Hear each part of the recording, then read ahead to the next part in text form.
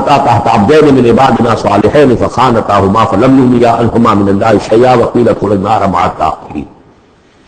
یہ میں بیان کر چکا ہوں ایک دفعہ پہلے بھی کہ اہل تشیع کا خیال یہ ہے کہ یہ زانیہ تھیں دونوں بیوی ہیں. اہل سنت اس کو تسلیم نہیں کرتے. خیانت صرف اسی معاملے میں نہیں ہوتی، خیانت رازداری میں سب سے بڑی خیانت ہے کہ جو راز ہوتے تھے یہ وہ اپنے دشمن جو حضور انبیاء کے رسولوں کے دشمن تھے اپنی قوم کے لوگوں کو ان کے راز پہنچا دیتے تھے. یہ خیانت تھی. اس لیے کہ سورہ نساء میں جو آیا ہے فالصالحات قانتات حافظات للغیب، غیب کے اندر حفاظت کرنا پوری. ظاہر بات ہے کہ بیوی سے زیادہ بڑھ کر تو کوئی نہیں ہوتا کہ جو شوہر کی باتوں سے واقف ہے. یہ خیانت ہے اہل سنت کے نزدیک. لیکن بہرحال نتیجہ یہی ہے کہ وہ پھر جہنمی ہے اور صرف نبی کی بیوی ہونے کے ناطے سے انہیں چھٹکارا نہیں مل جائے گا. وضرب اللہ مثلا للذین آمنوا امرأۃ فرعون، اور اہل ایمان خواتین کے لیے اللہ تعالیٰ نے مثال بیان کی ہے فرعون کی بیوی کی، آسیہ ان کا نام تھا. اذ قالت رب ابن لی عندک بیتا فی الجنہ. اب اس ایک جملے میں ان کی پوری ذہنی اور نفسیاتی کیفیت سامنے آ رئی ہے. جبکہ اس اللہ کی بندی نے کہا پروردگار میرے لیے تو جنت ہے، اپنے پاس ایک مکان بنا لے. وَنَجِّنِي مِن فِرْعَوْنَ وَعَمَلِهِ، مجھے نجات دے اس فرعون سے بھی اور اس کے عمل سے بھی.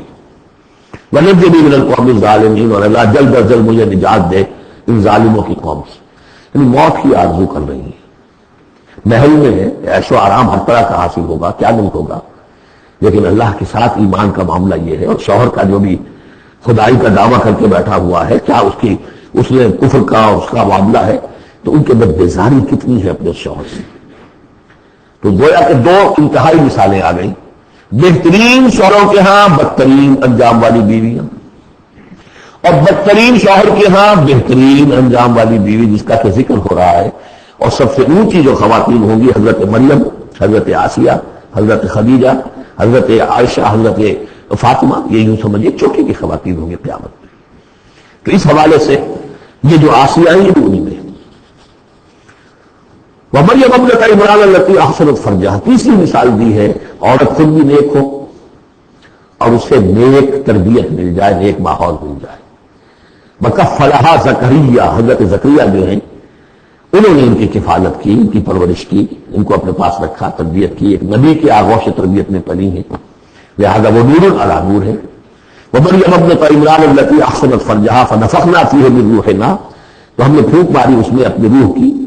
وَصَدَّقَتْ بِكَلِمَاتِ رَبِّهَا، اور اس نے تصدیق کی اپنے رب کی تمام باتوں کی جو بھی وحی کے ذریعے سے فرشتے بتاتے رہے کہ اے مریم تجھے اللہ نے چن لیا ہے، اور اے مریم تمہارے لیے اللہ کا فیصلہ یہ ہے کہ تیرے ہاں بیٹا ہوگا. یہ ساری باتیں انہوں نے بڑی تسلیم کی.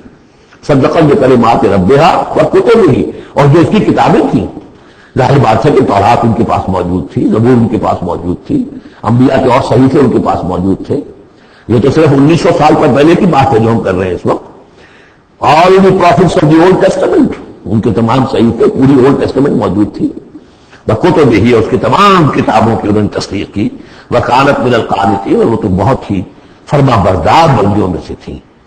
تو تین چیزیں تو آ گئی، چوتھی کسب رہ گئی کہ نہیں رہ گئی؟ آپ نے کچھ سوچا یا نہیں؟ بہترین شوہر کے ہاں بدترین بیوی، بدترین شوہر کے ہاں بہترین اور خاتون. ایک خاتون نور علی نور، خود بھی نیک ماحول بھی نیک. چوتھی کون سی بات رہ گئی؟ خود بھی بدقیمت اور شوہر اس سے بڑھ کر، بلکہ یہ کہنا مشکل ہو جائے کہ شوہر زیادہ بدقیمت ہے یا وہ خود زیادہ بدقیمت ہے. اس کی مثال معلوم ہے کہاں ہے؟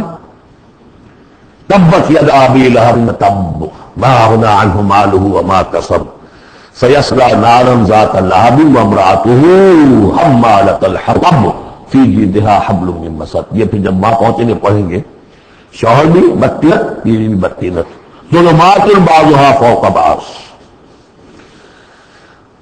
اللہ کے فضل و کرم سے تحریم ختم ہوئی. اب ہم پھر آ رہے ہیں مکی جنت میں داخل ہو رہے ہیں. یہاں سے آخری گروپ شروع ہو رہا ہے. آخری منزل تو سورہ قاف سے شروع ہوئی تھی.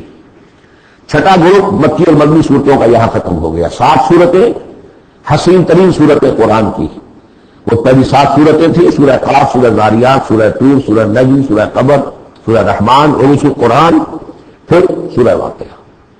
پھر یہ 10 صورتیں عامل، سورہ حدید، سورہ مجادلہ، سورہ حشر، سورہ ممتحنہ، سورہ صف، سورہ جمعہ، سورہ منافقون، سورہ تغابن، سورہ طلاق، سورہ تحریم۔ اب پھر یہ مکی قرآن مجید